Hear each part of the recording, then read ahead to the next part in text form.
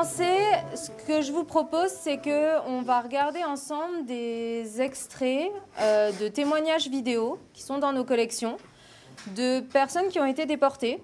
Et notre première soupe a été servie alors que nous étions en rang, dehors. Alors on nous fait passer chacun notre tour devant le distributeur de soupe, qui nous donne à chacun une cuvette émaillée, complètement écaillée, rouillée, et qui nous distribue à chacun une grosse louche de soupe.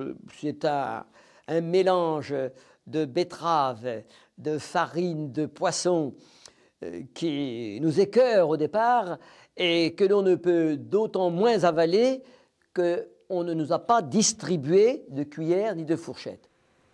L'humiliation, la privation, la faim, c'est justement ce qui va provoquer la défense, la résistance et les repas imaginaires.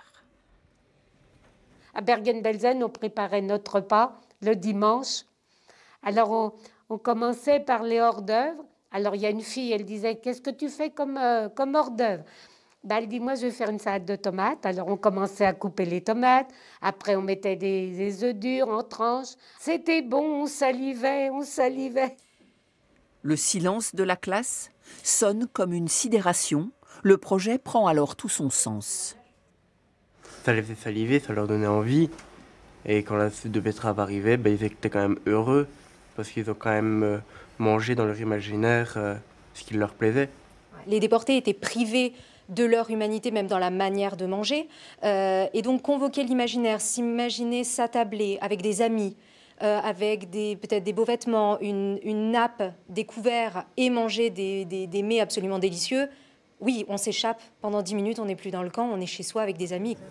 Après, ça fait un peu bizarre parce que tu es dans un camp de concentration et la première chose qui te vient à l'idée, c'est de faire un carnet de recettes. Et après, ça se comprend quand même parce que c'était leur moment de bonheur, entre guillemets. Puis au moins, ça les nourrissait intérieurement pour dire quand je sortirais, je ferais ça ou je mangerais ça. En fait, c'était un moyen pour eux de tenir. Moi, j'aime beaucoup la pâtisserie. Du coup, j'ai hâte de découvrir qu'est-ce qu'ils faisaient pour résister. Surtout leurs recettes, comment ils les imaginaient et voir comment on pourrait les réaliser. Les macarons de Paul Bavrel, la mousse au chocolat de Marcel Viveau, la langouste de Jeannette Lerminier ou les cookies d'André Clisson seront donc le point de départ d'une cuisine en forme d'hommage. Le côté pratique, la réalisation des recettes, donne du sens à l'histoire, donne du concret pour eux. Ça leur permet de passer en fait de l'histoire à la réalité. Mesdames, je vous en prie.